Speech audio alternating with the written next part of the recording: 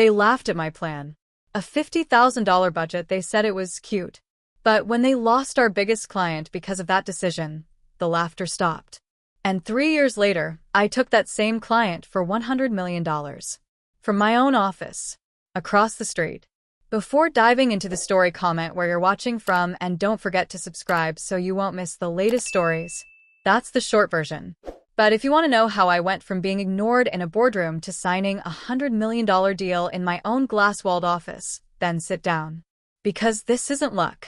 This is revenge, the kind that doesn't need fire or fury. Just patience. And proof. Back then, I was a senior project analyst at Berkshire Dynamics, a mid-sized tech consulting firm in Chicago. I wasn't some rookie. I had 5 years of data-driven project wins under my belt. I knew what worked and what didn't. I was the one clients called when things went sideways. So when our biggest client, Artemis Group, started hinting that they were unhappy with our recent performance, I didn't panic. I built a plan, a smart, lean, efficient $50,000 proposal that could fix everything. The plan was clean, data-backed, minimal risk, maximum retention. It would have automated their back-end operations, cut costs, and improved their workflow in 6 weeks flat. I remember the boardroom that morning like it was yesterday.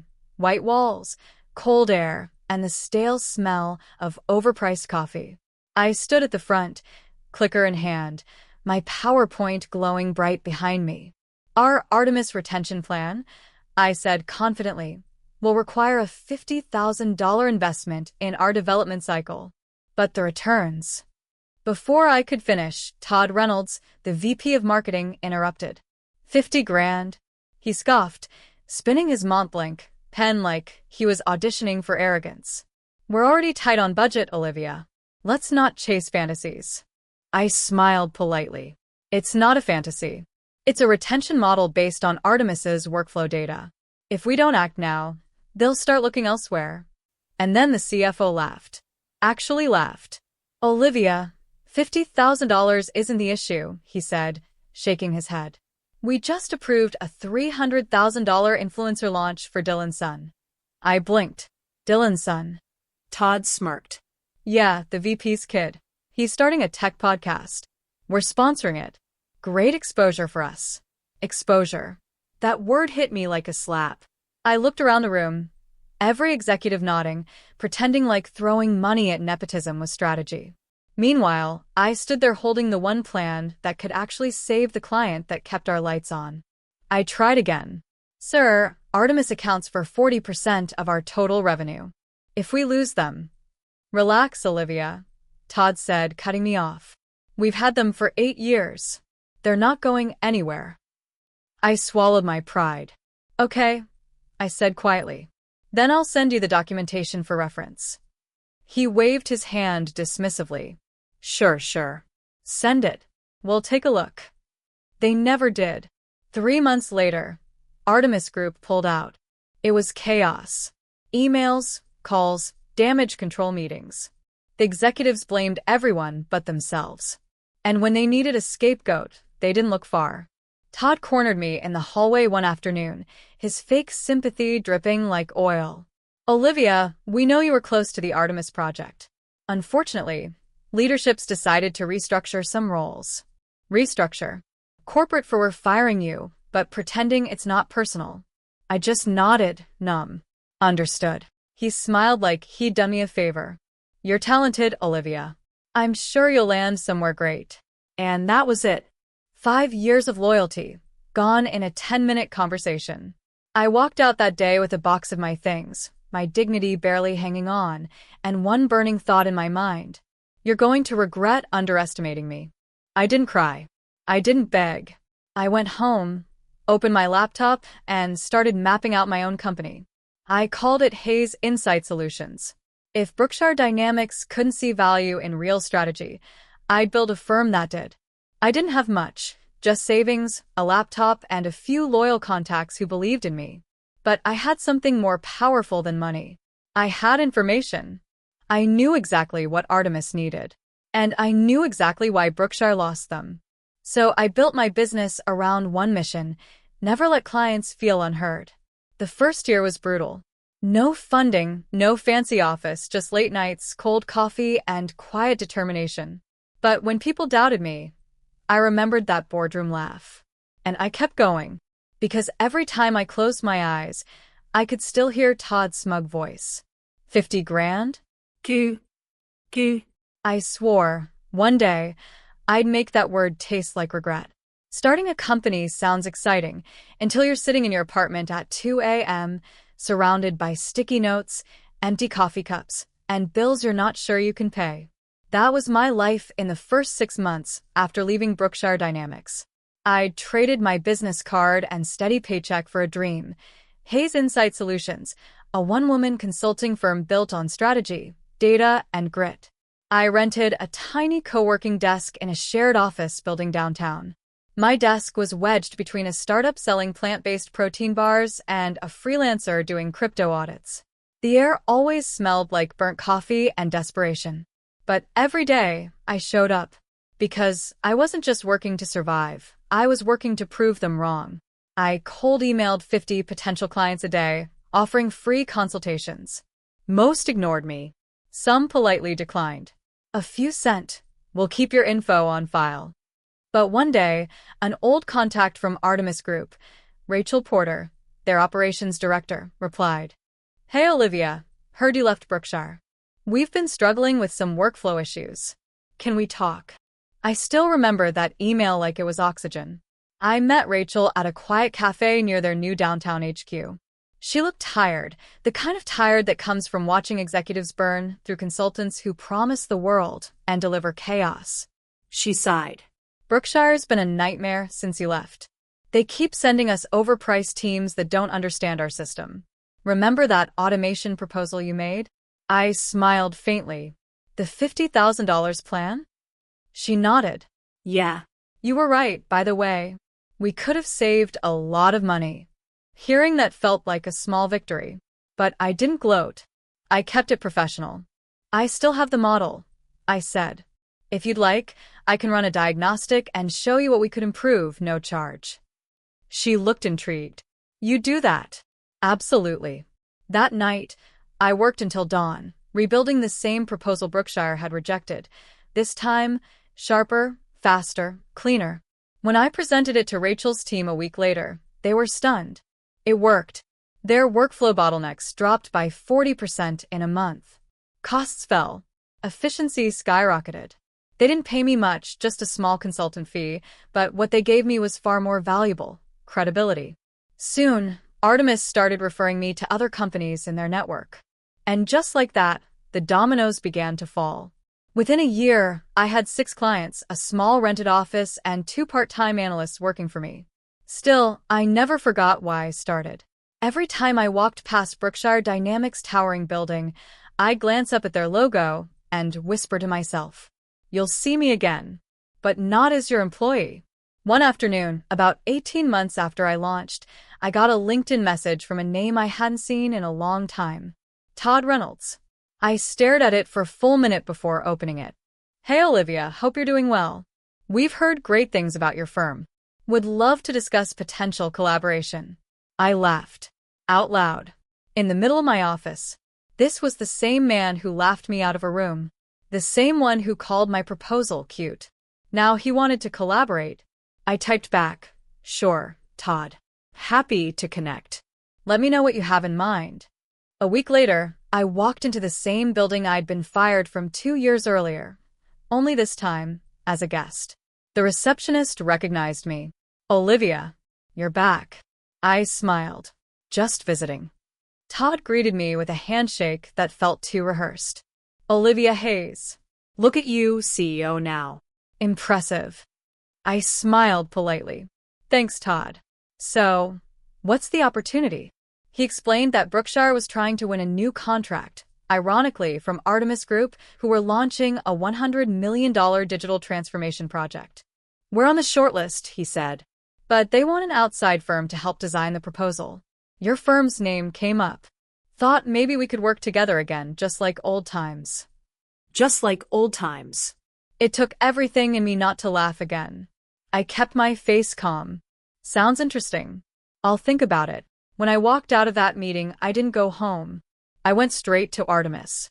Rachel greeted me with a knowing smile. "You're here about the new project, aren't you?" I nodded. "And I have an idea." Over the next 2 months, I worked quietly with her team, helping shape the new $100 million proposal, not for Brookshire, but for Hayes Insight Solutions. I didn't announce it. I didn't post about it. I just worked in silence, letting results speak. And every time I saw Brookshire's name in the running, I smiled. Because they didn't know I was across the street, building something they couldn't even imagine losing. But they were about to. The Artemis $100 million project became the talk of the city. Every major consulting firm wanted it, Brookshire Dynamics, most of all. It wasn't just a contract. It was redemption. Whoever won, it would be cemented as a major player in the tech industry. And me? I didn't want redemption. I wanted revenge with a signature line at the bottom. By now, Hayes Insight Solutions had grown into a small but lethal team, 6 analysts, 2 developers, and 1 operations lead. We weren't big, but we were fast, precise, and hungry. We'd quietly built a reputation for fixing problems bigger firms couldn't. My team didn't know the whole backstory about Brookshire, but they understood this project meant everything to me. Artemis's new director of strategy, Alan Monroe, was leading the selection process. Rachel had moved into a senior advisory role, and she quietly put in a good word for us. "Olivia," she told me one night over coffee, "Brookshire's sending in a massive proposal. Lots of flash, high cost, low practicality. They haven't changed a bit." I smiled. "That's fine. I'm not here to outshine them. I'm here to outsmart them." Over the next few weeks, we built our proposal. Where Brookshire focused on presentation, we focused on precision.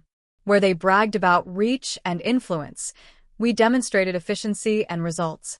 Our pitch wasn't about buzzwords or BuzzFeed. It was about numbers, real, provable data.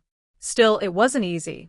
There were nights I stared at my laptop until dawn, my eyes burning, thinking, what if this doesn't work? What if they still see me as that analyst they fired? But then I'd remember Todd's smug grin and that hollow word, cute. And I'd push harder. Finally, the day of the Artemis presentations arrived. All shortlisted firms were invited to pitch at Artemis Group's main office, 12 floors of glass and marble overlooking the river. I walked in wearing a black suit, calm and focused. My team was with me, confident, prepared, and ready to make history. And then I saw them. Todd Reynolds and 3 Brookshire executives standing near the coffee table, laughing like they owned the place. He noticed me almost immediately. His eyes widened slightly before settling into that same patronizing smile. "Olivia Hayes," he said, pretending to be impressed. "Didn't expect to see you here. Guess the industry's smaller than we thought, huh?" I smiled back, calm. "Small enough for old habits to get noticed." He chuckled. "Still have that attitude. Good luck out there, you'll need it." I wanted to reply, but I didn't. I didn't need to. Because deep down, he already felt it, the shift. I wasn't his employee anymore. I was his competition. When it was Brookshire's turn, I watched their presentation from the back of the room. It was everything I expected: flashy slides, exaggerated numbers, a fake sense of confidence. They pitched a $5 million implementation plan that looked great on paper, but was practically impossible to sustain. Todd ended with his trademark smirk. "At Brookshire, we don't just deliver technology. We deliver transformation." Polite applause. Nothing more. Then it was our turn. I walked to the front with my team and plugged in our deck. The first slide was simple, no fancy animation, no corporate jargon. Just a title.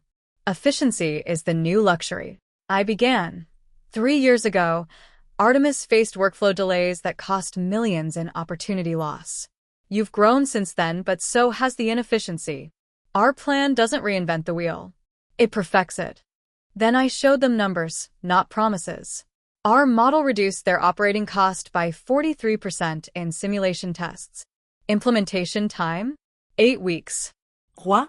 Within the first quarter. I could feel the energy in the room shifting. Even the board members leaned in. Alan Monroe, the director, smiled. "That's impressive, Ms. Hayes. Tell me, what inspired this model?" I didn't hesitate. "Experience," I said. And mistakes that weren't mine to make. There was a brief silence. Todd's smirk faded. I wrapped up with a quiet conviction. We don't chase exposure. We chase excellence. Hayes Insight isn't here to compete. We're here to deliver what others promised and failed to. The applause that followed wasn't polite. It was genuine. Even Alan stood up and shook my hand. Thank you, Ms. Hayes. That was refreshing. As we left the room, I caught Todd watching me, eyes cold, jaw tight. For the first time, he didn't have a comeback. Over the next week, rumors started circulating that Artemis was seriously considering Hayes Insight as their lead consultant. And that's when the games began. I started receiving anonymous calls, emails hinting at ethical concerns about my firm, even one attempt to hack our proposal files. It didn't take long to figure out where it came from. Brookshire. They were desperate and scared because they realized they weren't just losing a deal. They were losing control of the narrative. So I did what I do best. I turned data into defense. I traced every suspicious activity back to a Brookshire IP address and quietly forwarded the evidence to Artemis's legal counsel. A few days later, Artemis's compliance officer called me. Ms. Hayes, thank you for your transparency. We appreciate your professionalism. That's when I knew the tide had turned. Brookshire wasn't just out of the running, they were under review. And I was just getting started. A week later, the email landed in my inbox. Subject line: Artemis contract decision. My hands trembled slightly as I clicked it open. I wasn't nervous. I was ready. After careful evaluation, we are pleased to award the Artemis Systems Optimization contract to Hayes Insight Solutions. I just stared at the screen. For a moment, I couldn't breathe. It wasn't just the words. It was what they represented. 3 years of humiliation, sacrifice, and endless nights, all distilled into one perfect victory. A soft laugh escaped me. We did it, I whispered. Then I looked out my office window. Across the street, through the tinted glass of the 17th floor, I could see the Brookshire Dynamics logo glinting in the sunlight. The same building where I'd once been treated like nothing. The same floor where they'd called my idea cute. And now, they were about to lose their biggest client to me. The next day, Artemis made the public announcement. Hayes Insight Solutions awarded $100 million systems contract. It spread across every major business news outlet. LinkedIn, Bloomberg, industry journals. Within hours, my phone exploded with messages, congratulations, job offers, even requests for interviews. But the one that mattered most came late that evening. An email from Todd Reynolds. Olivia, impressive win. Let's talk. I believe there's still room for collaboration between our firms. Collaboration. That word made me laugh out loud. 3 years ago, he wouldn't fund a $50,000 project because it wasn't flashy enough. Now he wanted to collaborate because I'd taken his $100 million client. I didn't reply right away. Instead, I forwarded his email to Artemis's procurement head with one line attached. Please note, Brookshire is attempting to reopen communication on a closed contract. Professional. Cold. Final. The next morning, Artemis's legal team sent Brookshire a warning letter about interference. Todd must have received it immediately because by noon, I got another email. Shorter this time. You made your point. Congratulations. I didn't need to respond. He knew. 2 weeks later, I attended my first official meeting at Artemis HQ, not as an analyst or an employee, but as a partner. Walking into that boardroom felt surreal. The glass table gleamed, sunlight spilling across the floor, and at the far end of the table sat Rachel Simmons, smiling. Olivia, she said softly as I approached, you've come full circle. I smiled back. You were the first person who believed I could. Rachel nodded. I didn't just believe it. I knew it. As we reviewed the new systems blueprint, Artemis's CEO, Daniel Walsh, joined the room. A tall, sharp man with calm confidence. He shook my hand firmly. Ms. Hayes, your proposal impressed us. You didn't oversell. You delivered clarity, and that's rare. Thank you, I said. That's always been my goal. Then Daniel added something that froze me. Brookshire tried to reach out again last week. Something about shared expertise. We declined, of course. We prefer results over reputation. I smiled slightly. Good choice. Later that evening, as I left the Artemis building, I saw the lights still on at Brookshire across the street. Through the glass, I could make out silhouettes, executives pacing, people rushing between offices, Todd standing near the window staring out. He saw me. And for a brief second, our eyes met through the reflection of the city lights. He didn't wave. He didn't smile. Just stood there, expressionless, realizing exactly what he'd lost. I didn't need to say anything. My silence was louder than any speech I could have given. Because in that moment he finally understood. That cute little idea he dismissed had just rewritten his company's future. 2 days later, my company moved into our new office, directly across the street from Brookshire Dynamics. Same skyline. Same clients. Different legacy. As I stood by my floor-to-ceiling window, I watched their logo flicker in the evening light. It looked smaller somehow. My assistant Lily walked in. "You okay, boss?" I smiled faintly. "More than okay." She grinned. "Artemis just sent the first payment. It cleared." "Good," I said, turning back to the window. "Let's make sure they get everything they paid for and more." Lily nodded and left the room, leaving me alone with the skyline. For a long moment, I just stood there, silent, steady, fulfilled. Not angry anymore. Not bitter. Just proud. Because revenge, when done right, doesn't come from hate. It comes from success that speaks louder than your pain ever could. And across the street, Todd finally knew what that silence meant. A year later, my life looked nothing like the one I had imagined when I first started at Brookshire. Our company, Hayes Insight Solutions, had tripled in size. We had clients in 5 countries, a waiting list of contracts, and a team that worked like family. I wasn't chasing validation anymore. I was building something that outlived it. One morning, I walked into the office early, the city still waking up, sunlight pouring through the windows.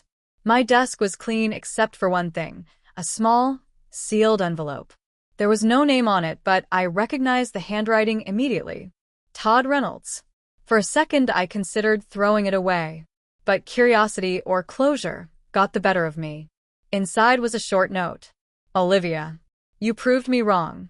You built something real, something I couldn't. I hope someday we can sit down and talk, not as rivals, but as people who learned different lessons from the same story." T. I folded the letter slowly, my heart calm. There was no anger. No bitterness. Just clarity. He wanted to talk about lessons? Fine. Here's what I learned. Sometimes the people who laugh at your dreams aren't villains. They're mirrors, reflecting the limits they've set for themselves. And when you grow beyond those limits, their laughter fades into silence. That afternoon, Artemis's CEO, Daniel Walsh, called me into a meeting. "Olivia," he said, "we're expanding our global operations. We'd like Hayes Insight to lead our digital transformation for Europe." I blinked. "That's huge." He smiled.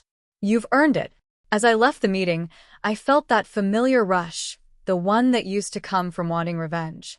Only this time, it wasn't about proving anyone wrong. It was about proving what was possible when you stopped waiting for permission. A few months later, I was invited to speak at a leadership conference, the same kind of event where, years ago, I sat quietly in the back while executives bragged about their success. Now I was on the stage. The auditorium was packed. Cameras, lights, the hum of anticipation. I took a deep breath and started. "When I was 27, I said, I worked for a company that told me my ideas were too small, that I wasn't ready to lead or think big or take risks. 3 years later, that same company lost their biggest client to the idea they once called cute. But here's the truth. Revenge won't build you. It'll fuel you, maybe for a while.